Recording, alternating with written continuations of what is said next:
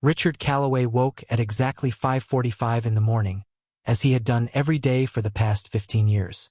The alarm on his phone never sounded because his body had learned to anticipate it, trained by routine and discipline into a machine of productivity. He opened his eyes to the dim glow of the city skyline visible through the floor-to-ceiling windows of his penthouse.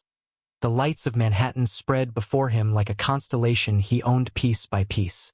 The silk sheets barely rustled as he rose, his movements precise and economical, the gestures of a man who had no time to waste on unnecessary motion. The penthouse was vast and silent, decorated in shades of steel gray and charcoal, with accents of cold marble and polished chrome. Everything had its place. Everything reflected back the image of success he had cultivated over decades. Richard moved through the space like a ghost, his bare feet soundless on the heated floors as he made his way to the bathroom. The mirror showed him a man in his late 50s, still sharp-featured and lean, with silver threading through dark hair and eyes that carried the weight of constant calculation. He looked at himself with neither pride nor displeasure, merely acknowledgement. This was the face that had built an empire. By 6:15, he was dressed in a tailored charcoal suit that cost more than most people earned in 3 months. The fabric cut so precisely it seemed to anticipate his movements. He fastened his cufflinks, small platinum squares engraved with his initials, and checked his reflection one final time before moving to his office within the penthouse. The room was dominated by a black walnut desk and 3 monitors that glowed with real-time market data from Tokyo, London, and New York. Richard settled into the leather chair and began his morning review, his fingers moving across the keyboard with practiced efficiency. The numbers were good. They were always good. His portfolio had grown another 2% overnight, a gain that represented more money than most families would see in a lifetime. He scanned through reports from his investment managers, approved several transactions with a few keystrokes, and flagged 2 underperforming assets for liquidation. The world moved according to his decisions, and he felt the familiar satisfaction of control settling over him like armor. This was his morning ritual, the confirmation that everything he had built remained solid and unshakable. At 7 o'clock, his assistant Marcus arrived, entering the penthouse with the quiet deference Richard had come to expect. Marcus was efficient and nearly invisible, the kind of employee who anticipated needs before they were spoken. He carried a leather portfolio and a cup of black coffee prepared exactly as Richard preferred it, strong enough to taste like charcoal, hot enough to burn. Marcus set the coffee down on the desk without a word and waited for Richard to acknowledge him. Richard took a sip, his eyes still on the monitors. Marcus began reciting the day's schedule from memory, his voice a steady murmur of appointments and obligations. A conference call with the board at 9. Lunch with potential investors at noon. A meeting with legal at 3 to review the merger documents. Richard listened with half his attention, nodding occasionally, already mentally preparing for each interaction. These were the rhythms of his life, the carefully orchestrated movements that kept his empire expanding. Then Marcus mentioned something that made Richard pause. There was a minor issue with one of his older accounts, a small regional bank where he had maintained a personal checking account for reasons he could no longer quite remember. Something about needing to verify his identity in person due to updated security protocols. It was trivial, an administrative detail that barely registered as important. Richard waved his hand dismissively, irritated that such a mundane matter had even reached his attention. He told Marcus to handle it, to send someone to make it disappear. But Marcus explained gently that the bank required his personal appearance, that it was a regulatory formality tied to the amount in the account. Richard felt a flicker of annoyance. He had people for this. He had assistants and lawyers and accountants whose entire purpose was to insulate him from the tedious mechanics of ordinary life. The idea of physically going to a bank branch, of standing in line like some common customer, seemed almost absurd. He looked at Marcus with thinly veiled impatience and said he would deal with it later, perhaps next week, perhaps never. Marcus nodded and retreated, leaving Richard alone with his coffee and his monitors. The conversation had already evaporated from his mind, replaced by more pressing concerns. He returned his attention to the markets, watching the numbers shift and flow, feeling the pulse of global capital beneath his fingertips. Outside the windows, the sun was beginning to rise over the city, painting the buildings in shades of gold and amber. Richard barely noticed. He was thinking about the merger, about the board meeting, about the 12 other decisions he would make before lunch that would alter the trajectory of thousands of lives in ways those people would never know. He felt secure in his detachment, comfortable in the distance between himself and the world below. His wealth was a fortress, his success a shield against the inconveniences that plagued ordinary people. The banking errand was forgotten almost as soon as it was mentioned, dismissed as beneath his concern. Richard Calloway had more important things to think about, larger problems to solve, greater victories to claim. He was a man in control of his universe, and nothing as small as a routine visit to a bank could possibly threaten that. The Mercedes glided through midtown Manhattan with the smoothness of a yacht on calm water, its black exterior reflecting the glass towers that lined the streets like sentinels of commerce. Richard sat in the back seat, his phone in one hand and a tablet in the other, reviewing the presentation he would deliver at lunch. The investors he was meeting represented old money, the kind of wealth that had been passed down through generations and carried with it a certain arrogance that even Richard found tiresome. But they had capital he wanted, and so he would smile and perform and close the deal as he always did. The driver, a quiet man named Thomas who had been with Richard for 7 years, suddenly slowed the car and turned onto a side street. Richard glanced up from his screen, his concentration broken by the unexpected change in direction. He asked what was happening, his tone carrying the edge of impatience that came naturally when his carefully planned schedule was disrupted. Thomas apologized and explained that there was construction ahead on their usual route, that the main avenue was blocked, and that this detour would only add a few minutes to their journey. Richard said nothing, but his jaw tightened slightly. He returned his attention to the tablet, determined not to let the inconvenience affect his preparation. Yet as the car moved through streets he rarely traveled, he found his focus slipping.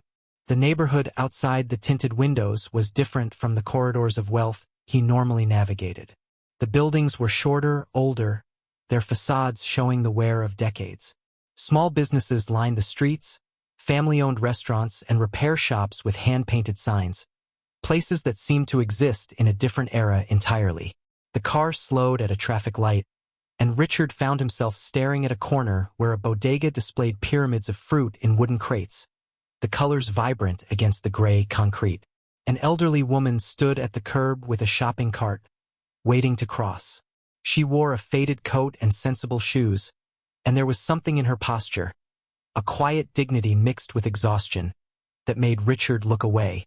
He felt an uncomfortable awareness creeping into his thoughts, the recognition that this world existed parallel to his own, invisible until circumstances forced him to see it. Then he noticed the bank. It was a small branch tucked between a laundromat and a pharmacy, its sign modest and slightly weathered. The name was familiar, the same regional institution where he maintained that forgotten account Marcus had mentioned that morning. Richard stared at the building for a moment, his mind making connections he hadn't intended. The banking errand he had dismissed as beneath his attention suddenly seemed to present itself as an opportunity, a way to clear one small item from his mental list before the lunch meeting. On impulse, Richard leaned forward and told Thomas to pull over. The driver glanced at him in the rearview mirror, surprised, and asked if everything was all right. Richard said he needed to make a quick stop at the bank, that it would take only a few minutes, that they would still arrive at the restaurant on time. He could hear the unusual quality in his own voice, as if he were justifying the decision to himself as much as to Thomas.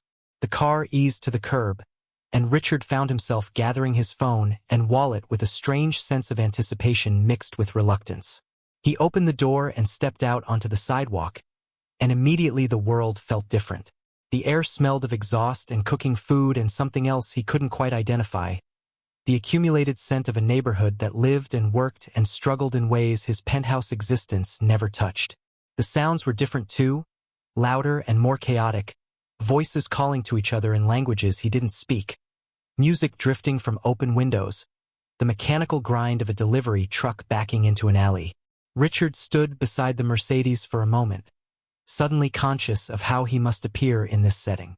His suit probably cost more than a month's rent for most of the apartments he could see above the storefronts. His watch, a Swiss timepiece he barely thought about, represented wealth that would be incomprehensible to the people walking past him. A young woman with a child in a stroller moved around him without making eye contact, and Richard realized he was blocking the sidewalk. He stepped aside, feeling oddly displaced, as if he had crossed an invisible border into territory where his usual certainties didn't quite apply. He looked at the bank entrance, a simple glass door with security bars and a faded poster advertising low-interest loans. It seemed almost quaint, a relic of an older way of doing business that his own financial empire had long since moved beyond. Richard told himself this would be quick, that he would walk in, verify whatever needed verifying, and be back in the car within 10 minutes. It was just a formality, a small inconvenience barely worth his time. Yet as he walked toward the door, briefcase in hand and his expensive shoes clicking on the worn concrete, he felt something shift inside him. Perhaps it was the contrast between this humble setting and the world he was about to return to, or perhaps it was the lingering image of that elderly woman at the crosswalk, but Richard found himself moving more slowly than necessary. He reached for the door handle and paused, looking back at Thomas waiting patiently in the idling Mercedes. For just a moment, Richard Calloway stood between two worlds, his hand on the threshold, unaware that stepping inside would mark a boundary he could not uncross. The interior of the bank was nothing like the private offices and executive suites Richard was accustomed to. The space was small and functional, lit by fluorescent lights that cast a flat, institutional glow over everything. The floor was made of worn linoleum tiles that had been cleaned so many times the pattern had faded in places, and the walls were painted a pale beige that suggested neither warmth nor personality. There were no original artworks, no designer furniture, no subtle markers of luxury that Richard had come to expect from every space he entered. Instead, there were plastic chairs bolted to the floor in neat rows, a water cooler in the corner, and a bulletin board covered with notices about interest rates and community events. Richard stepped inside and let the door close behind him, the pneumatic hiss seeming unnaturally loud in the quiet space. There were perhaps a dozen people waiting, seated or standing in a loose line that snaked toward three-teller windows. They were ordinary people, Richard realized with a strange feeling he couldn't quite name. An elderly man in a cardigan clutched an envelope of what looked like cash, his weathered hands trembling slightly. A young mother tried to keep her toddler entertained with a picture book while balancing a folder of documents on her lap. A construction worker in paint-stained jeans stood with his arms crossed, checking his phone periodically with the resigned patience of someone used to waiting. Richard had not stood in a line in years, perhaps decades. There were always accommodations made for him, special entrances and private consultations, and people who appeared at his elbow to usher him past the ordinary mechanisms of daily life. The realization that he would have to wait here, among these strangers, with no acknowledgement of who he was or what he represented, sent a wave of irritation through him. He considered leaving, handling this another time, or sending Marcus after all. But something stubborn in him resisted that impulse. He had come this far. He would see it through. He moved to join the line, conscious of how his presence seemed to alter the atmosphere. Several people glanced at him, their eyes taking in his expensive suit and Italian leather shoes, the briefcase that cost more than some of the cars he had seen parked outside. He saw the flicker of curiosity in their faces, followed quickly by a return to their own concerns. They were not impressed. They were simply tired, occupied with their own financial worries and daily struggles. Richard felt invisible in a way he had never experienced before, and the sensation was deeply unsettling. The line moved slowly. Each transaction at the windows seemed to take an eternity, conversations about account balances and deposit slips and problems with automated payments. Richard checked his watch twice in the first 5 minutes, calculating how much time this was costing him, how many more productive things he could be doing. The lunch meeting loomed in his mind, and he texted Thomas to let him know there might be a slight delay. The construction worker ahead of him shifted his weight and sighed audibly, a sound of profound weariness that made Richard acutely aware of his own impatience. Finally, Richard reached the front of the line. A young woman behind the middle window gestured for him to approach, her smile professional but warm in a way that seemed genuine rather than rehearsed. She appeared to be in her late 20s, with dark hair pulled back in a simple ponytail and eyes that carried an alertness Richard associated with people who worked multiple jobs. Her name tag read Elena in neat letters. She greeted him pleasantly and asked how she could help him today, her voice carrying no particular deference or recognition. Richard explained that he needed to verify his identity for an account he maintained at this branch, his tone clipped and efficient. He was used to people responding to that tone with immediate action, with apologies for the inconvenience and assurances that everything would be handled swiftly. But Elena simply nodded and asked for his identification and account number, her fingers already moving to her keyboard with the practiced ease of someone who had done this 1,000 times before. She did not rush. She did not seem particularly concerned with his obvious desire for speed. As she typed, Richard found himself studying the workspace behind the glass partition. It was cramped and cluttered with the ordinary debris of work, sticky notes and coffee cups and a small succulent plant that someone had tried to nurture despite the artificial light. There was a photograph taped to the side of Elena's monitor, a snapshot of her with what appeared to be her family, all of them smiling at a birthday party or holiday gathering. The intimacy of that small detail irritated Richard further, the reminder that this woman had a life and concerns and priorities that had nothing to do with accommodating his schedule. Elena asked him a few security questions, her manner remaining polite but entirely neutral.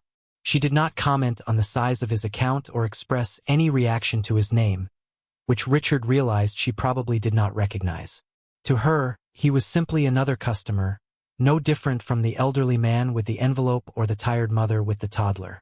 The realization stung more than Richard wanted to admit.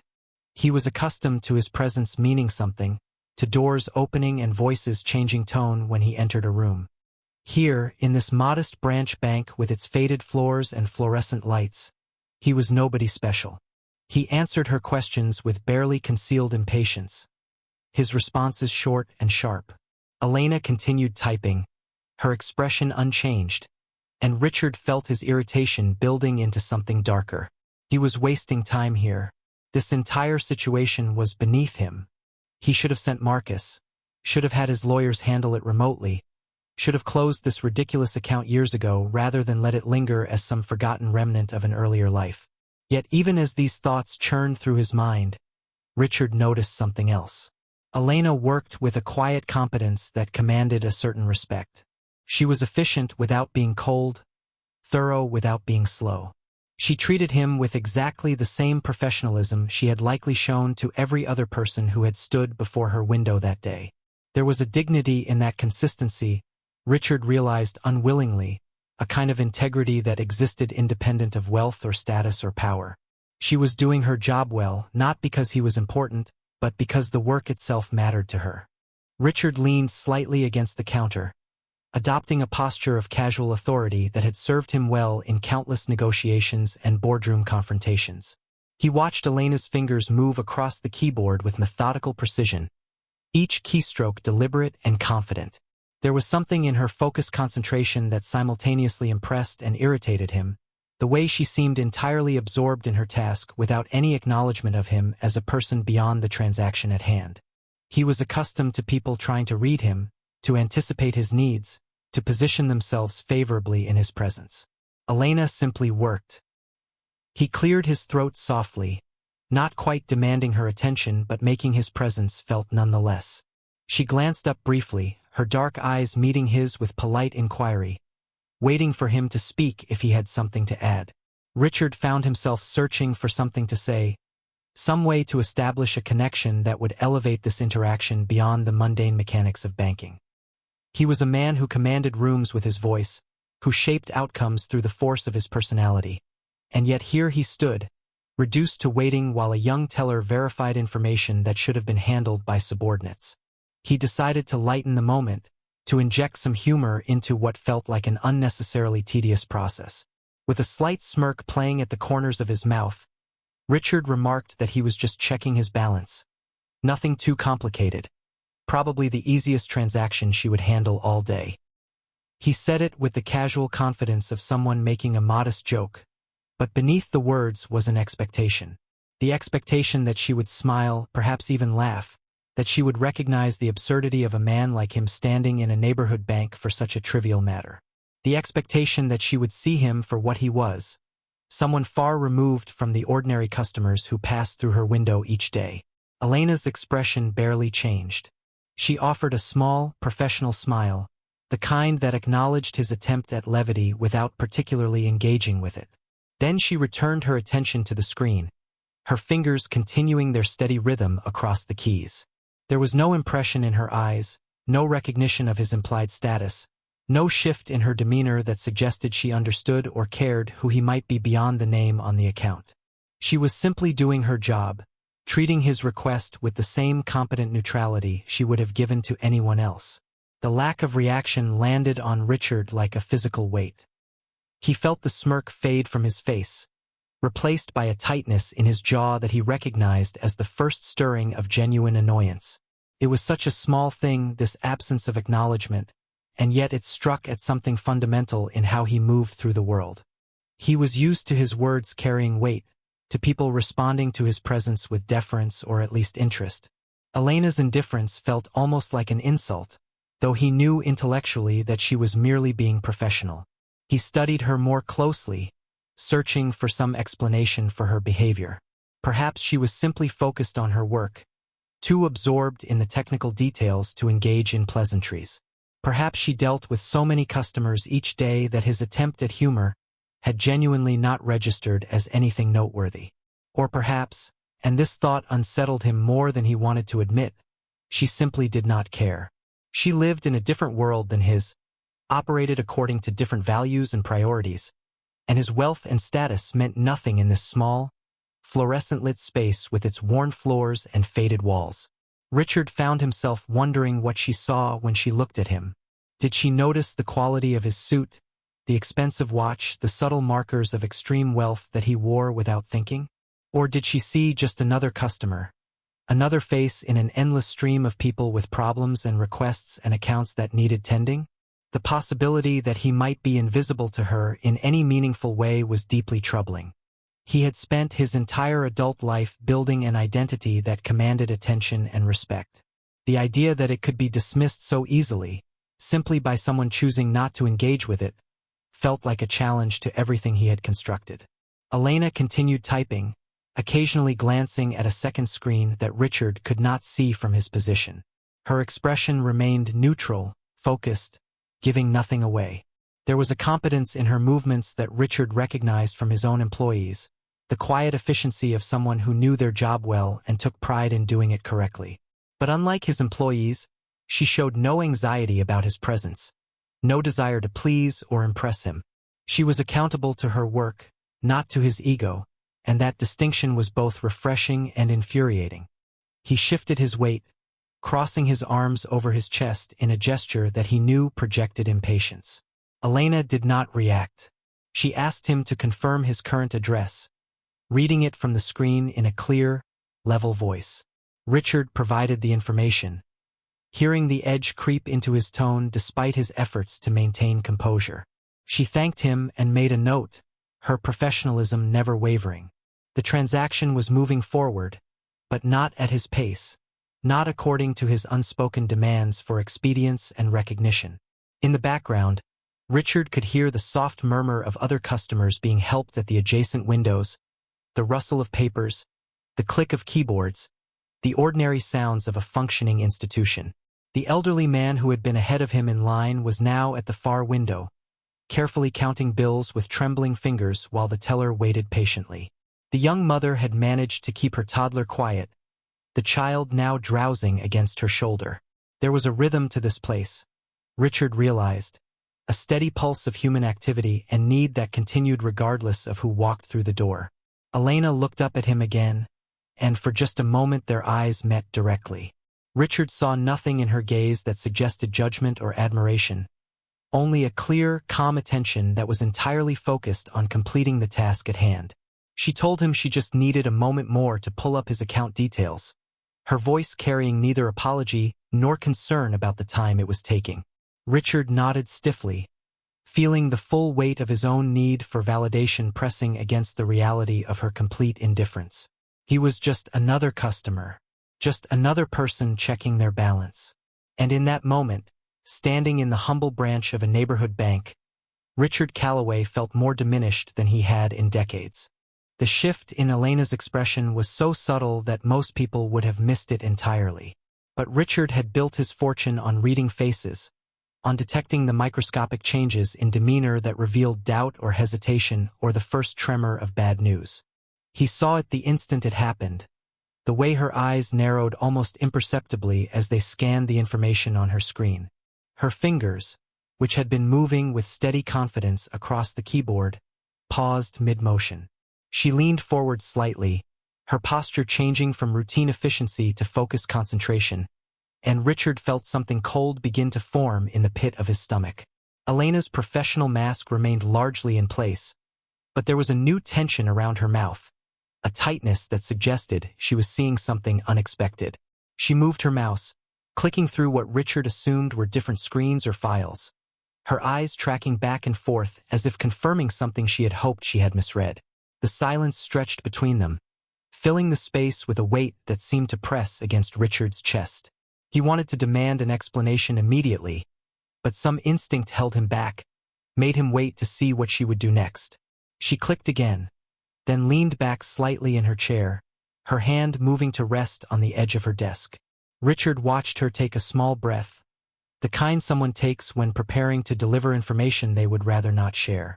His irritation, which had been simmering just beneath the surface throughout this entire interaction, suddenly transformed into something sharper and more urgent. Something was wrong. The knowledge arrived in his consciousness not as thought but as certainty, bypassing rational analysis and lodging itself directly in his nervous system. Richard leaned forward, his hands gripping the edge of the counter with more force than he intended. His voice, when he spoke, carried an edge of command that he had not used with her before.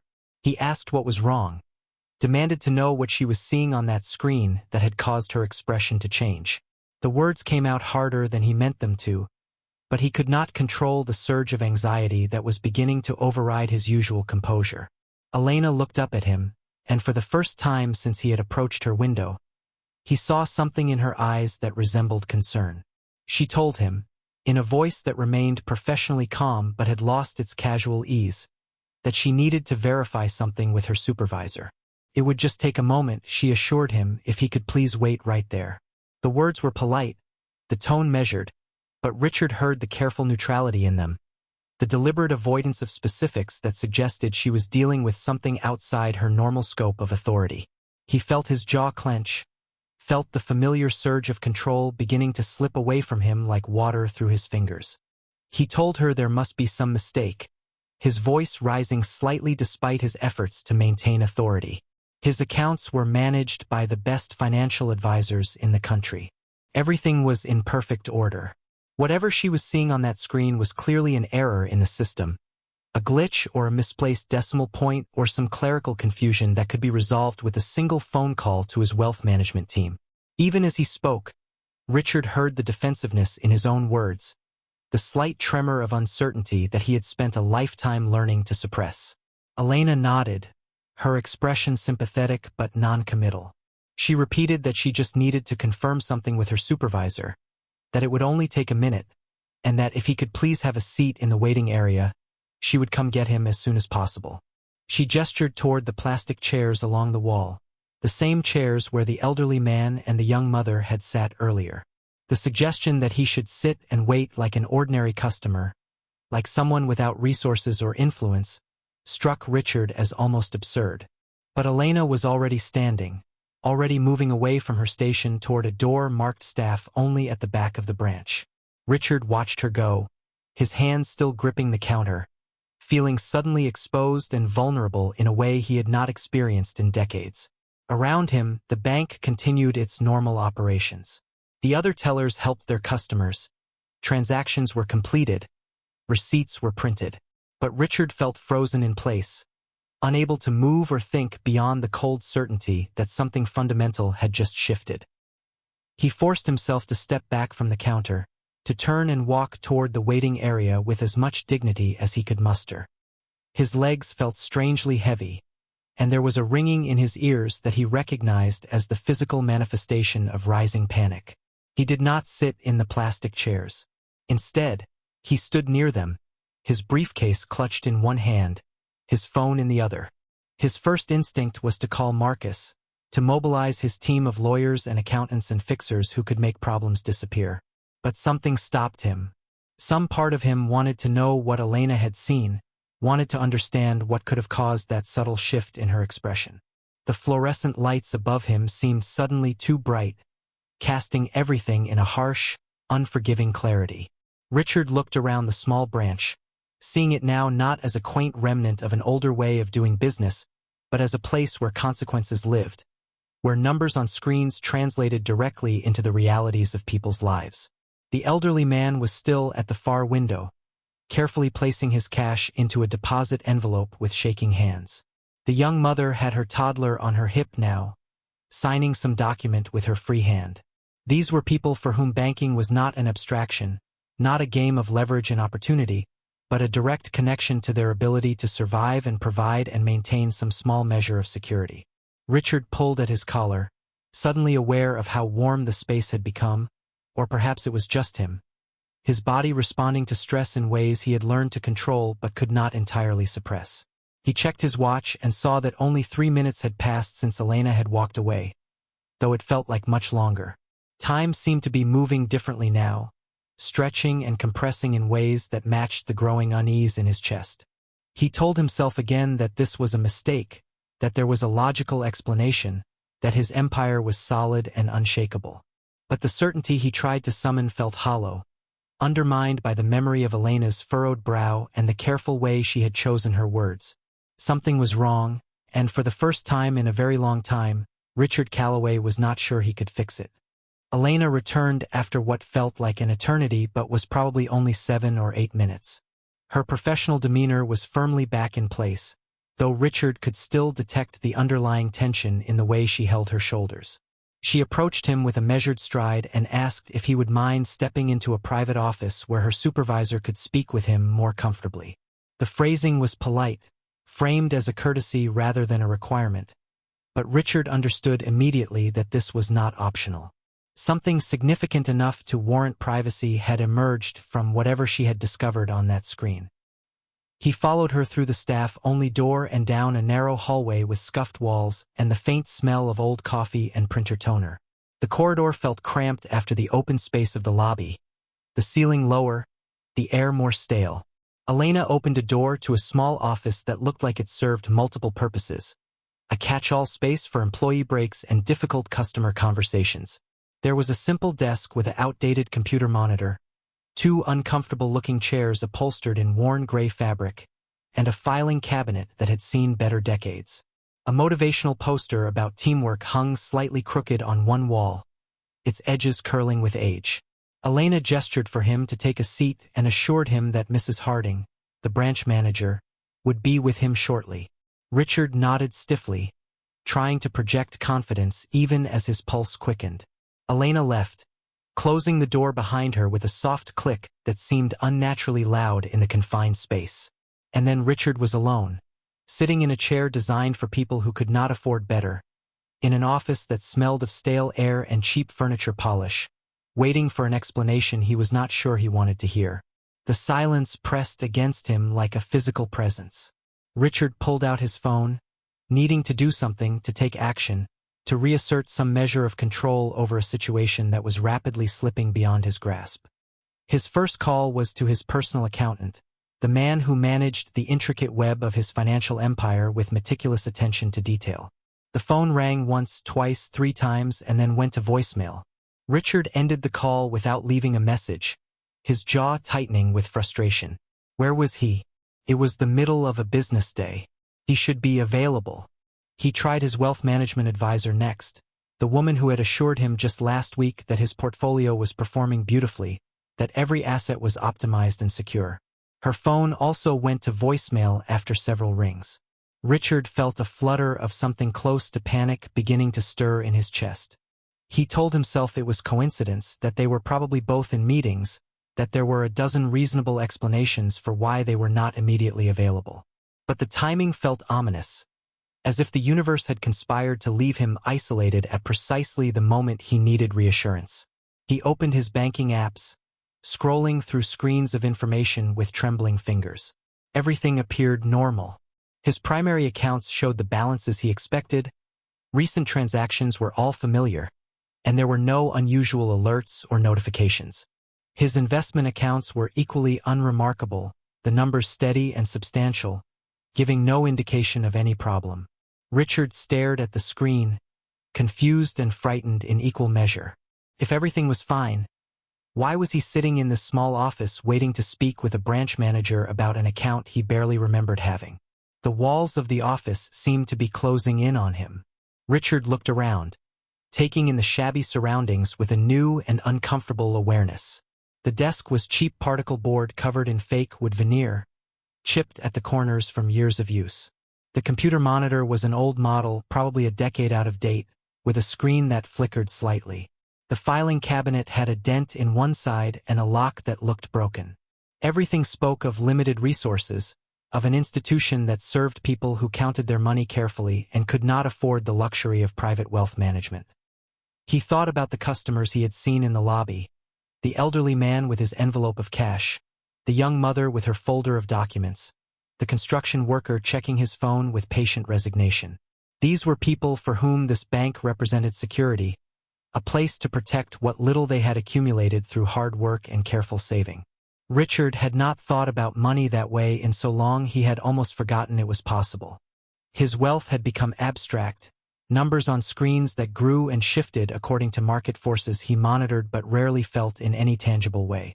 But sitting in this small office, isolated from his team and his resources and his carefully constructed world of privilege, Richard felt money suddenly become concrete again. It was not just numbers or leverage or opportunity. It was security and control and the ability to move through life without the constant anxiety he saw in the faces of those customers outside. And now, for reasons he could not yet understand, that security felt threatened in a way he had never experienced before. His phone buzzed in his hand, and Richard looked down at it with desperate hope.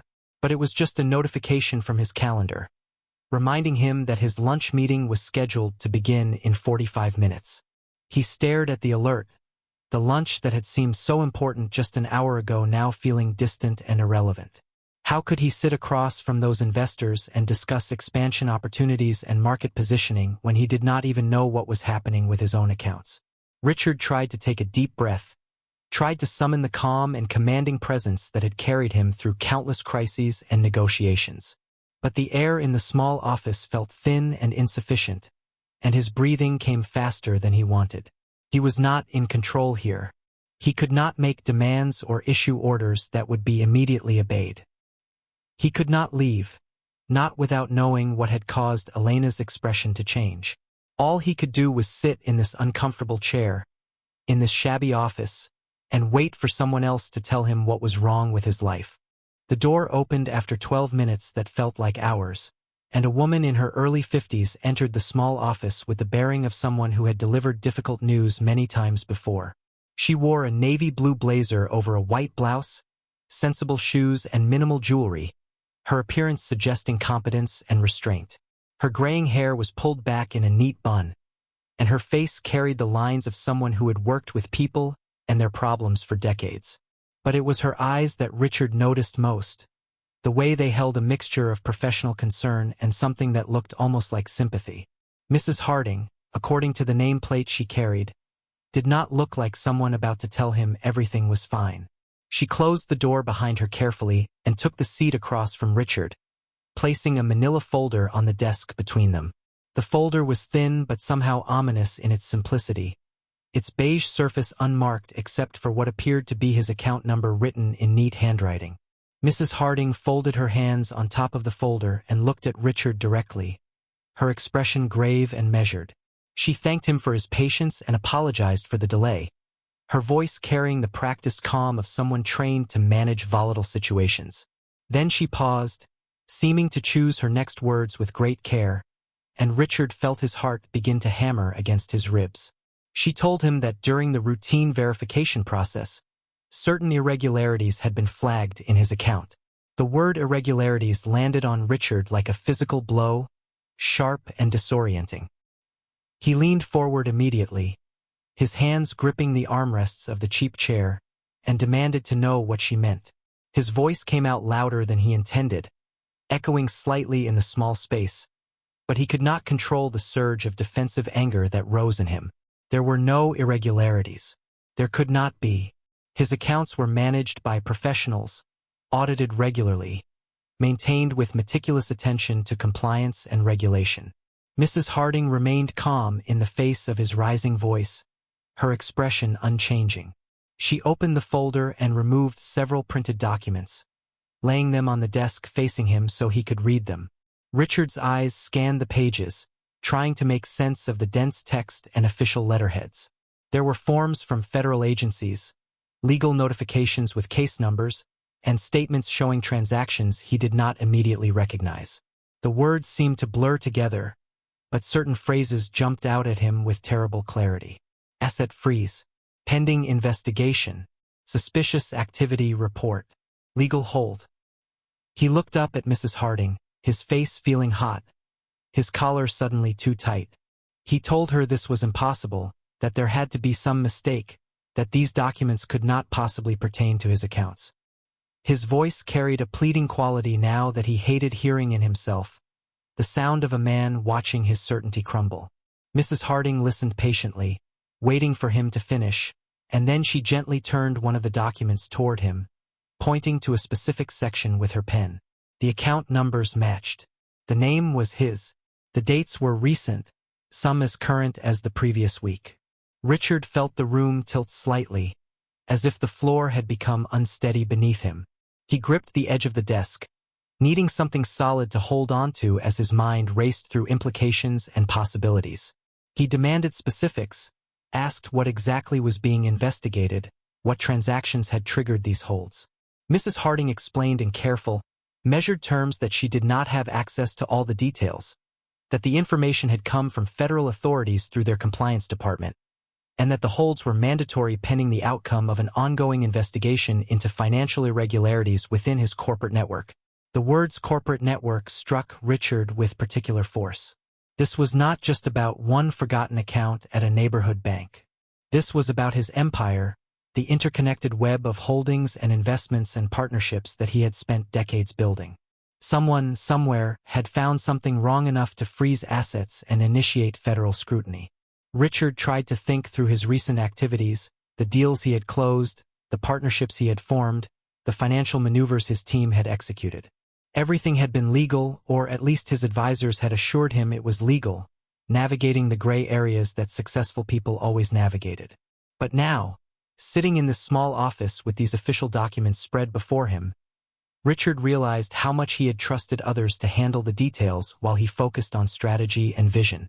He did not know the specifics of every transaction, did not understand the intricate mechanisms his accountants and lawyers used to optimize his tax exposure and maximize returns.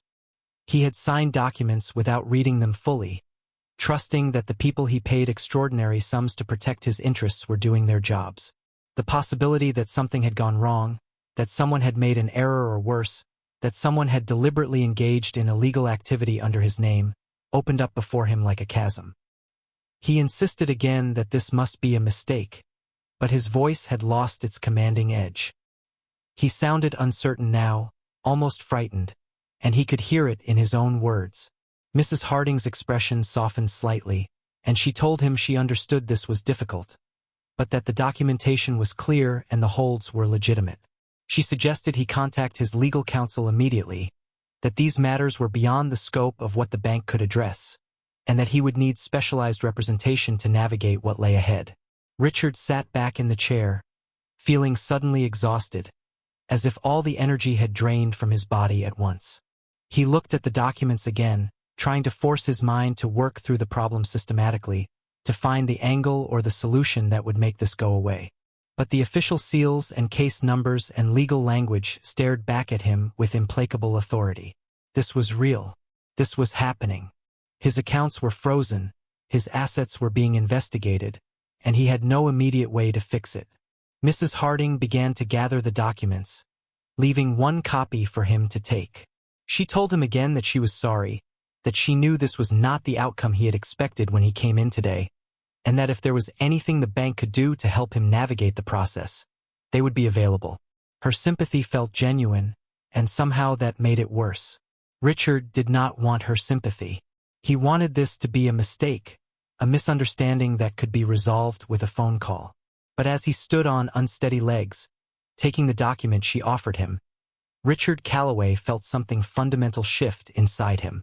The self-assured identity he had worn for so long, the certainty that his wealth and power made him invulnerable to the ordinary chaos that affected other people, had cracked. He was not above consequence. He was not protected by money from the reach of law and investigation. He was, in this moment, just another person receiving bad news in a small office, clutching papers that might destroy everything he had built. The world he had known when he walked into this bank no longer existed, and the man he had been was disappearing with it. Richard emerged from the bank into afternoon sunlight that felt too bright, too ordinary for the magnitude of what had just happened. The street looked exactly as it had when he entered, the same bodega with its pyramids of fruit, the same elderly woman now returning with her shopping cart, the same rhythm of ordinary life continuing oblivious to the fact that his world had just collapsed. The Mercedes sat at the curb where he had left it, Thomas leaning against the driver's door, checking his phone. When Thomas saw Richard approaching, he straightened immediately, his expression shifting from casual waiting to concern as he registered something in Richard's face. Richard said nothing as Thomas opened the door. He climbed into the back seat and sat heavily, the leather creaking beneath him, and stared straight ahead at the privacy partition. Thomas asked if everything was all right, his voice carrying genuine worry, but Richard could not find words to answer. He simply shook his head once, a small gesture that conveyed more than any explanation could have. Thomas seemed to understand that no further questions were welcome. He closed the door gently and moved to the driver's seat, and moments later the car pulled away from the curb, leaving the modest neighborhood behind. The ride back toward Midtown passed in silence. Richard watched the city slide by outside the tinted windows, the buildings growing taller and more expensive as they left the neighborhood bank behind and returned to the corridors of wealth and power where he normally dwelled. But everything looked different now, as if he were seeing it through a film of distance and unreality. The towers of commerce that had always felt like monuments to possibility now seemed cold and indifferent, structures that would stand long after individual fortunes rose and fell. Richard felt simultaneously numb and hyper-aware, his body registering every sensation with painful clarity, while his mind struggled to process the implications of what he had learned. He tried to think through the recent months, reviewing business deals and partnerships with the desperate focus of someone searching for the source of a leak. There had been the merger with the pharmaceutical company, complicated but ultimately successful. The real estate development in Miami that had required creative financing. The partnership with the tech startup that his CFO had championed. The offshore investments that his wealth managers had structured to minimize tax exposure. All of it had seemed routine, the normal mechanisms of moving money and creating value that he had engaged in for decades. But now, with federal investigators examining his accounts, Richard realized he did not actually understand the details of most of these transactions. He had trusted people. That was what successful men did. Surrounded themselves with experts and delegated the technical work while focusing on vision and strategy. His CFO had been with him for 12 years. His lead attorney had guided him through countless deals. His wealth management team had credentials from the most prestigious institutions. Richard had believed that loyalty and competence were guaranteed by the generous compensation he provided, that the people closest to him shared his interests and would protect what he had built. But sitting in the back of the Mercedes, clutching the documents Mrs. Harding had given him, Richard felt the first cold fingers of a terrible suspicion. Someone close to him had betrayed him, or perhaps multiple people. The irregularities that had triggered the federal investigation did not happen by accident. Someone had made decisions, signed documents, moved money in ways that crossed legal boundaries. And they had done it using his name, his authority, his accounts. Richard tried to remember signing authorizations, approving transactions, but so much of it had been handled electronically, his digital signature applied to documents he had barely read. He had been too busy, too focused on the next deal, too confident that his team would handle everything properly. His phone began to vibrate in his pocket. Richard pulled it out and saw his lawyer's name on the screen. He stared at it for a moment, his thumb hovering over the answer button, but something stopped him. If his lawyer was calling now, it meant news had already spread beyond the bank. The federal holds on his accounts would have triggered alerts throughout his financial network. By now, his CFO knew. His board members knew. His partners and investors were probably getting calls from their own advisors, warning them about potential exposure to whatever investigation had ensnared Richard Calloway. He let the call go to voicemail. Immediately another call came through, this time from his CFO. Then another from a board member. Then two more from numbers he did not immediately recognize but suspected were media outlets who had somehow already caught wind of the story. Richard watched his phone light up with incoming calls like a string of small explosions, each one representing another relationship that would now be filtered through suspicion and legal calculation. These were not friends calling to offer support. These were people protecting their own interests, distancing themselves from potential contamination, beginning the careful process of separating their fortunes from his. The isolation he felt in that moment was absolute. Richard had always known, in an abstract way, that his relationships were built on mutual advantage rather than genuine connection. But he had believed that the structure itself provided a kind of solidarity, that the people who benefited from his success had a stake in his continued prosperity. Now he understood how quickly that calculus could change. If he became a liability rather than an asset, the same people who had courted his favor would abandon him without hesitation. The empire he had built was not held together by loyalty but by the gravitational pull of money and power. And if that gravity failed, everything would scatter. Thomas pulled the car up to Richard's building, the doorman already moving to open the lobby entrance. Richard looked up at the tower where his penthouse occupied the top 3 floors, the same building he had looked at with satisfaction just that morning. It was still his, at least for now, but he wondered how long that would last. If his assets were frozen, if the investigation expanded, if criminal charges were filed, everything could be seized. The penthouse, the art collection, the property holdings scattered across 3 continents. All of it could disappear, liquidated to pay fines or satisfy judgments or cover legal fees that would accumulate like snow in a blizzard. He told Thomas he would not need the car for the rest of the day, his voice sounding strange and distant to his own ears. Thomas nodded, his concern evident but respectfully unspoken. Richard climbed out of the Mercedes and stood on the sidewalk, briefcase in one hand and the damning documents from the bank in the other. His phone continued to vibrate with incoming calls, but he ignored it. Above him, the city stretched into a cloudless sky, indifferent and eternal.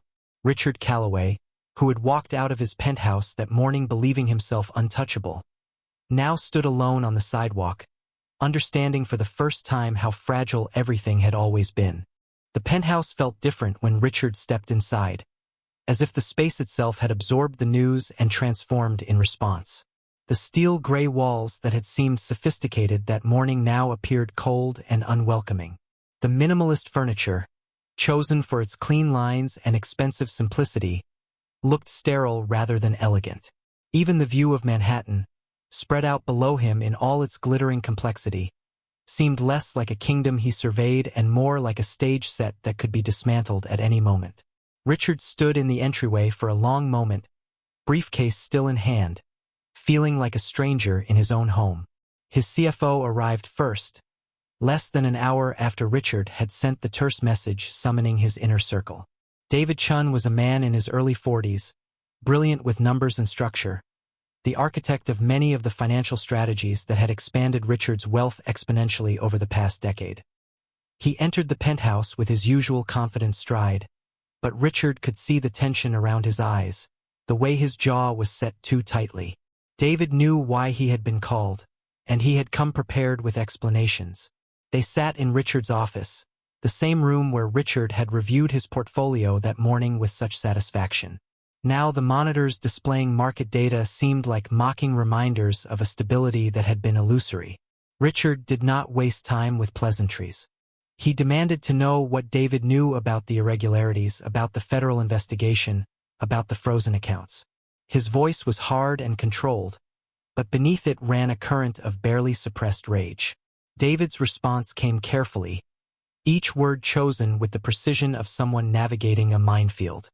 He admitted there had been certain aggressive tax strategies, certain creative interpretations of regulatory frameworks, certain transactions that existed in gray areas of legality. But he insisted these were standard practices, that every major corporation and wealthy individual engaged in similar optimization, that the external auditing firm they had hired had signed off on everything. The blame, David suggested with increasing defensiveness, lay with those auditors who had failed to properly flag potential issues, with regulatory agencies whose guidelines were impossibly vague, with a system that practically forced sophisticated investors to push boundaries in order to remain competitive. Richard listened to the explanations with growing disbelief. David was not taking responsibility. He was distributing it, spreading it across so many people and institutions that it became impossible to locate actual accountability. And yet, Richard realized with a sinking feeling, he himself had participated in this same diffusion of responsibility. How many times had he signed documents without reading them thoroughly, trusting that David and the legal team had handled everything properly? How many times had he chosen not to ask detailed questions about mechanisms and structures, preferring the comfort of plausible deniability? His lawyer arrived next, a woman named Patricia Vaughn who had represented Richard's interests for nearly 20 years. She carried a different folder than Mrs. Harding had, this one thick with preliminary research and legal precedents. Patricia did not soften her assessment. The federal investigation was serious, she told him in her precise, unemotional way. The frozen accounts were just the beginning. There would likely be subpoenas, depositions, possibly criminal charges depending on what the investigators uncovered. She outlined potential outcomes with clinical detachment, from substantial fines and civil penalties to actual prison time if prosecutors could establish intent to defraud. The word prison hung in the air between them like a physical presence. Richard had never seriously considered that his freedom itself might be at stake. He had imagined financial consequences, reputational damage, perhaps forced retirement from certain boards. But the possibility of actual incarceration, of being stripped of everything and locked away, had seemed too absurd to contemplate. Now Patricia was telling him it was a real possibility, one they would need to prepare for even as they worked to prevent it. Richard stood and walked to the window, needing to move, needing to do something with the energy that was building inside him like pressure in a sealed container. He looked down at the city below, at the thousands of lives being lived in buildings he could see from this height. Each of those lives had its own struggles and compromises, its own moments of moral ambiguity where the right choice was less clear than it should have been. But most of those people would never face federal investigations or criminal charges. They lived within systems and constraints that limited both their opportunities and their exposure to catastrophic consequences. Richard had spent his entire adult life trying to escape those constraints. He had built his empire by being willing to take risks others avoided, by finding advantages in complexity, by operating in spaces where rules were unclear and enforcement was uncertain. He had told himself that this was entrepreneurship, that this was how wealth was created, that anyone with the intelligence and courage to do what he had done deserved the rewards. But standing at the window now, with his CFO shifting blame and his lawyer outlining criminal exposure, Richard was forced to confront a truth he had avoided for decades. He had not built his fortune entirely through legitimate means. Perhaps nothing he had done was explicitly illegal, but much of it existed in ethical gray areas that he had deliberately chosen not to examine too closely. He had surrounded himself with people who would help him exploit ambiguities rather than respect boundaries. He had prioritized growth and accumulation over integrity and sustainability. And he had done it all while telling himself that everyone at his level operated the same way, that the rules were different for people who created value and generated employment and contributed to economic growth. But the rules were not different. They had simply been unenforced, and Richard had mistaken temporary immunity for permanent exemption. The federal government had resources and patience that far exceeded his own. If they had decided to make an example of him, to draw a line and enforce standards that had been allowed to erode, then all his wealth and all his connections would not be enough to protect him. The empire he had built on compromises and calculations and carefully maintained ambiguities was collapsing, and he was finally being forced to account for the cost of his ambition. David and Patricia were still talking, discussing strategies and timelines and potential allies who might provide testimony or support. But Richard barely heard them. He was thinking about the morning, about standing in that modest neighborhood bank while Elena processed his information with quiet competence. He was thinking about the elderly man with his envelope of cash, the young mother with her folder of documents, the construction worker waiting patiently in line. Those people lived honestly within their means, their moral ledgers balanced even if their bank accounts were modest. Richard had accumulated more wealth than they could imagine, but he had done it by accepting compromises that were now coming due. The ground beneath him was not just disappearing. It had never been solid to begin with. The meetings with David and Patricia had stretched into the evening, filling Richard's office with the dense atmosphere of crisis management and legal strategy. But even as they spoke about subpoenas and defensive testimonies and damage control, Richard found his mind drifting back to the bank, to that small fluorescent-lit space where everything had begun to unravel. Specifically, he kept returning to Elena, the young teller who had processed his information with such calm professionalism. Her face appeared in his memory with unexpected clarity, the dark eyes that had looked at him without particular judgment or interest, the steady movements of her hands across the keyboard, the way she had maintained her composure even as she discovered whatever irregularities had triggered this cascade of consequences. After David and Patricia finally left, promising to begin immediate work on his defense, Richard stood alone in his penthouse as darkness settled over the city. The lights of Manhattan glittered below him like a constellation of ambitions and struggles, each window representing lives he would never know or understand. He poured himself a glass of whiskey from a bottle that cost more than most people earned in a week, but the expensive liquid tasted flat and unsatisfying. Everything felt hollow now, stripped of the meaning he had assigned to it through decades of accumulation and achievement. He thought about the moment when Elena's expression had changed, that subtle shift from routine efficiency to concerned focus. She had seen something on her screen that had caused her to pause, to verify, to call for her supervisor. Richard wondered what exactly she had seen, what numbers or codes or flags had appeared before her that indicated his carefully constructed financial empire was built on unstable ground. But more than the technical details, he wondered what she had thought in that moment. Had she been surprised that someone who appeared so wealthy and confident could have such serious problems? Had she felt satisfaction at discovering that privilege did not exempt him from consequences? Or had she simply felt the professional concern of someone doing their job, treating his crisis with the same careful attention she would have given to anyone else? That last possibility haunted Richard most deeply. Elena had treated him throughout their interaction with a kind of neutral professionalism that suggested she saw him as simply another person, neither more nor less important than the elderly man with his envelope of cash or the young mother with her folder of documents. She had not been impressed by his expensive suit or his obvious wealth.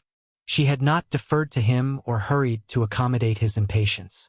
She had simply done her work, competently and calmly, treating his account like any other account that required verification and attention.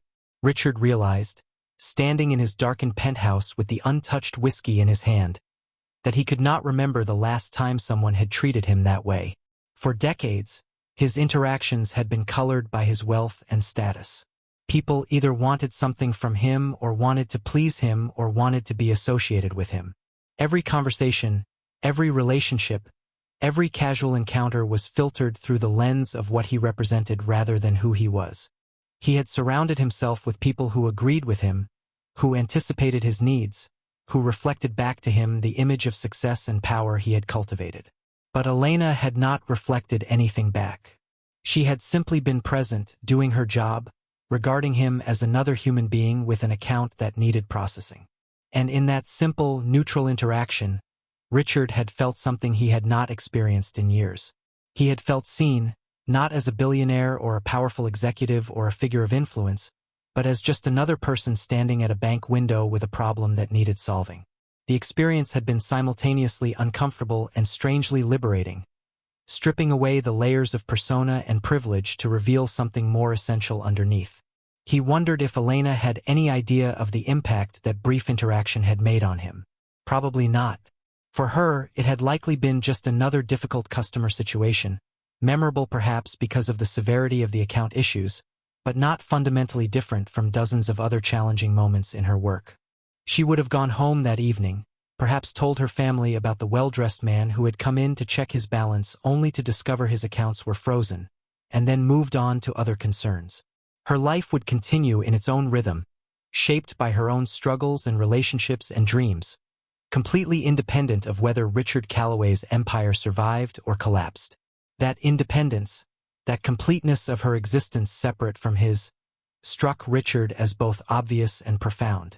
Of course she had her own life, her own interior world as complex and meaningful as his own. But he had spent so long viewing people primarily in terms of their usefulness to him, their role in his network of influence and achievement, that he had forgotten how to see them as fully realized individuals. The elderly man at the bank was not just a figure representing modest means.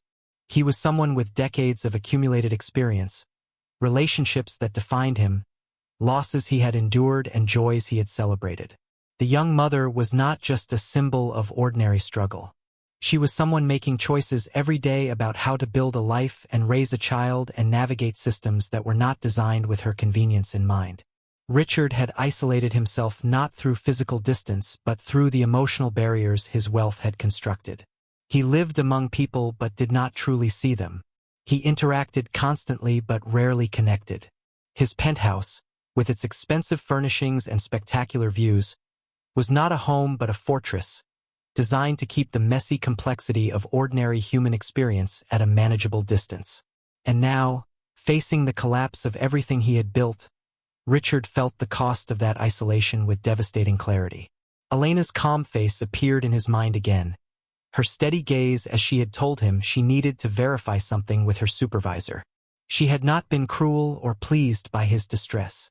She had simply been professional, treating a difficult situation with the dignity it deserved. In that moment, she had been more human than Richard had allowed himself to be in years. And he realized, standing in his darkened penthouse overlooking a city of strangers, that he had spent decades accumulating wealth while losing something far more valuable. He had lost the ability to be simply present with another person, to engage without calculation, to exist without the constant weight of privilege and expectation pressing down on every interaction. Elena had reminded him, without intending to, of what it meant to be an ordinary human being. And Richard understood now that he had forgotten. 5 days after the meeting with Mrs. Harding, Richard found himself standing outside the same neighborhood bank where his world had tilted off its axis. He had not planned to return. His lawyers were handling the legal complexities, his accountants were sorting through the financial wreckage, and he had no practical reason to visit this particular branch again. But something had drawn him back, a need he could not quite articulate to understand something that had nothing to do with frozen accounts or federal investigations.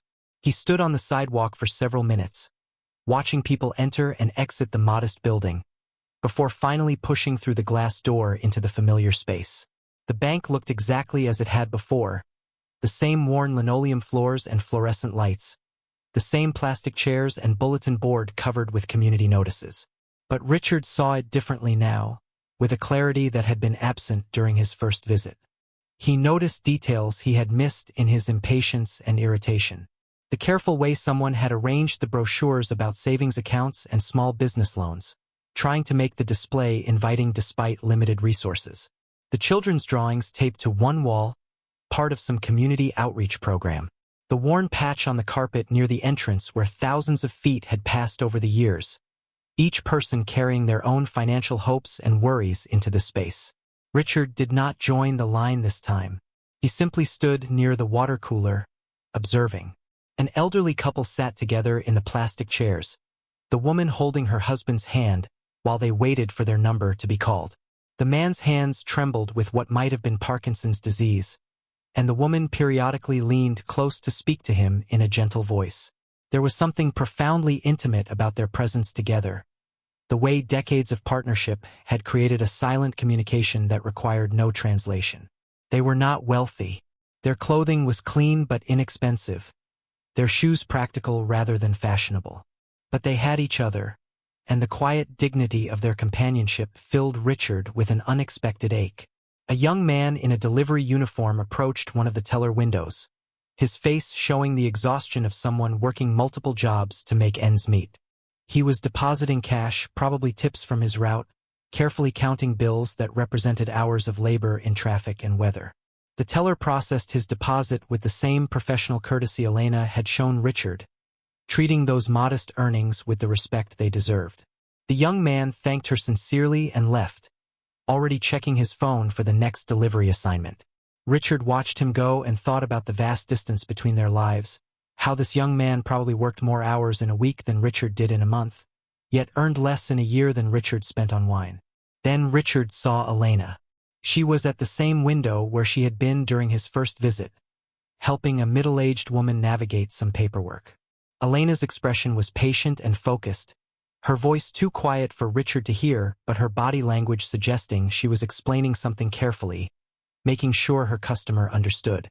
When the transaction was complete, Elena smiled warmly, a real smile that reached her eyes, and the customer left looking relieved. Elena made a note in her system, then looked up and caught sight of Richard standing near the water cooler. Their eyes met across the space, and Richard saw the flicker of recognition in her face. She did not look away or pretend she had not seen him. Instead, she acknowledged him with a small nod, professional but not unfriendly, before returning her attention to her workstation. Richard felt his heart beating faster as he made a decision he had not consciously planned. He walked toward her window, and when she gestured for him to approach, he stepped up to the counter where his life had changed 5 days earlier. Elena greeted him with the same polite professionalism she had shown before, asking how she could help him today. Richard found himself momentarily unable to speak, struggling to articulate why he had come. Finally, he told her he did not need any banking services. He had simply wanted to thank her for how she had handled the situation during his last visit. His voice was quieter than usual, stripped of the commanding tone he typically employed. He said she had been professional and respectful during what must have been an awkward situation, and he appreciated her discretion and competence. Elena looked slightly surprised by his words, but she accepted them graciously. She told him she was just doing her job, that she treated every customer with the same level of care regardless of their circumstances. There was no false modesty in her statement, simply the honest assessment of someone who took pride in their work. Richard nodded, and then, before he could stop himself, he asked her a question that had nothing to do with banking. He asked what she studied, because something about her suggested she had ambitions beyond this teller window. For a moment, Elena seemed uncertain whether to answer, her professional boundaries clearly established to keep interactions focused on business. But perhaps she saw something in Richard's face, some genuine curiosity that transcended his status or situation, because she replied honestly. She told him she was finishing a degree in social work at night, that she worked at the bank during the day to pay for her education, and that she hoped eventually to work with families in crisis. Her voice carried a quiet conviction when she spoke about her goals, the certainty of someone who had thought deeply about how they wanted to contribute to the world. Richard felt humbled by her answer. She was working full-time, studying at night, pursuing a profession that would never make her wealthy, but would allow her to help people navigate their most difficult moments. She had purpose and direction that had nothing to do with accumulation or status. And she was doing it all while maintaining the grace and competence he had witnessed during their interactions. He thanked her for sharing that with him and told her sincerely that the people she would help were fortunate to have someone so capable and caring working on their behalf.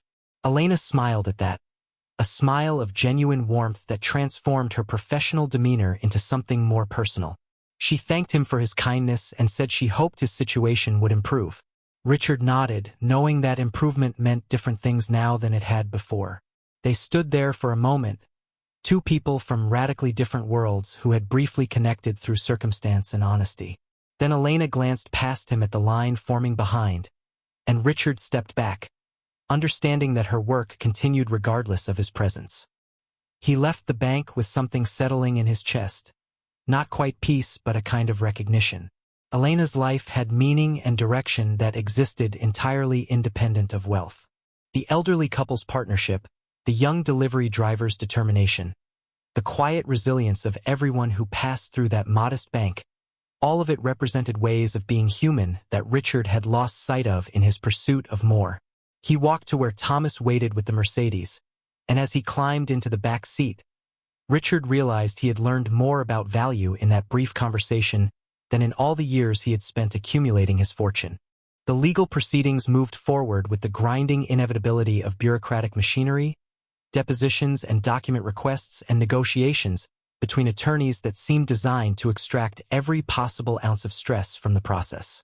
Richard attended meetings in conference rooms that all looked the same, answered questions that probed every decision he had made over the past decade, and watched his carefully constructed empire being systematically dismantled by investigators who cared nothing for the vision or ambition that had built it. The financial penalties were substantial, the reputational damage severe, and the possibility of criminal charges still hung over everything like a storm that had not yet broken. But through it all, Richard felt something fundamental changing inside him, a shift so profound it altered how he perceived everything around him. He began making decisions that surprised his legal team and baffled his remaining business associates. He divested himself from ventures that existed primarily to exploit regulatory loopholes, even when his lawyers assured him there was no legal requirement to do so. He redirected funds toward restitution for parties who had been negatively affected by some of his more aggressive business practices, establishing mechanisms for repayment that went beyond what any settlement required. These were not grand gestures designed for public relations benefit. Richard specifically instructed that the actions be handled quietly, without press releases or announcements. He was not seeking redemption through spectacle. He was trying to align his actions with a set of values he was only beginning to understand. Patricia had warned him that these voluntary admissions of responsibility could be used against him in the criminal investigation, that every act of restitution could be interpreted as an acknowledgement of wrongdoing. But Richard found he no longer cared about the strategic implications in the way he once had. Something about standing in that neighborhood bank, about seeing Elena's calm competence and the elderly couple's quiet partnership and the young delivery driver's determined hustle, had broken through his defenses. He could not undo decades of questionable decisions, could not erase the compromises and calculated ambiguities that had funded his lifestyle. But he could stop adding to them. He could begin, however belatedly, to balance the ledger in ways that had nothing to do with profit margins. The penthouse, which had once felt like a monument to his success, now seemed like a museum of choices he no longer wanted to defend.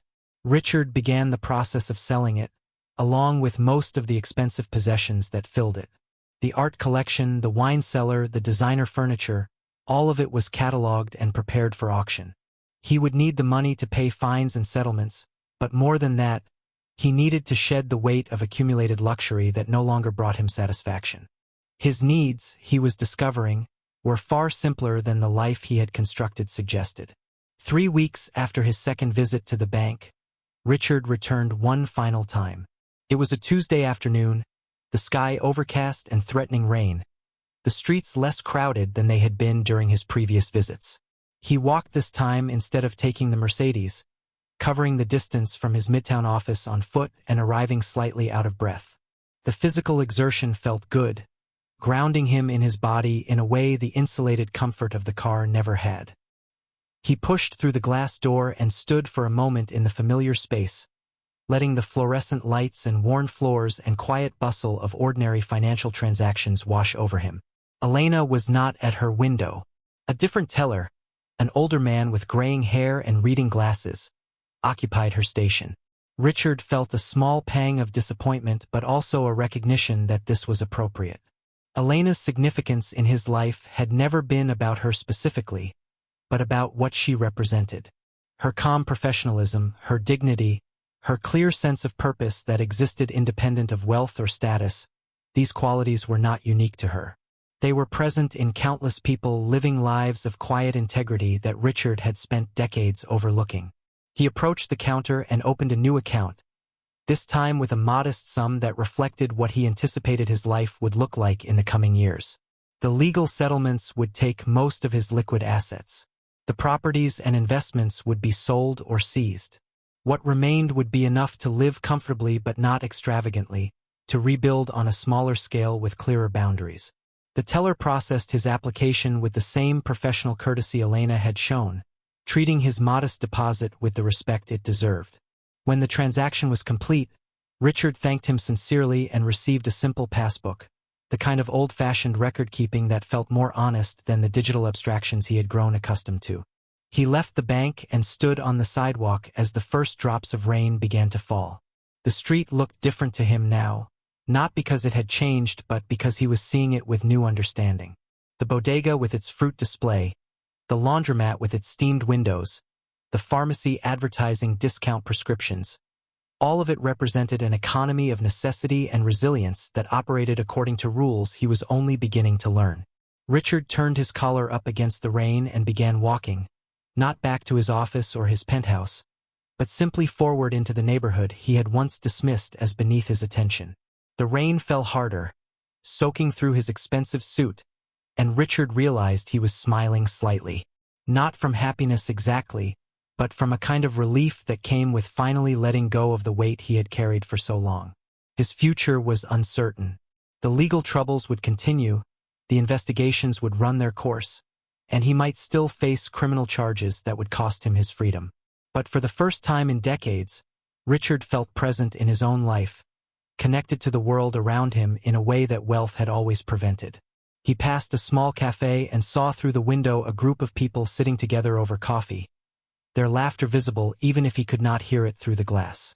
He saw a mother pushing a stroller while talking on her phone, managing multiple demands with practiced efficiency. He saw an elderly man feeding pigeons on a bench, unconcerned with the rain, focused entirely on the simple act of providing for creatures even more vulnerable than himself. These were ordinary moments, unremarkable in their simplicity, and Richard found them beautiful in a way that his penthouse view had never been. The rain continued to fall as Richard walked deeper into the neighborhood, his expensive shoes splashing through puddles, his briefcase hanging loose in his hand.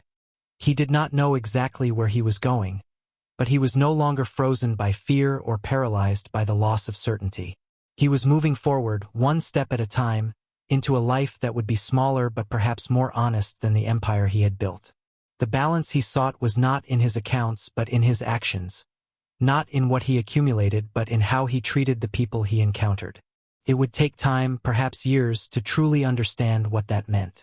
But Richard Calloway, who had once believed his wealth made him untouchable, was finally ready to begin learning.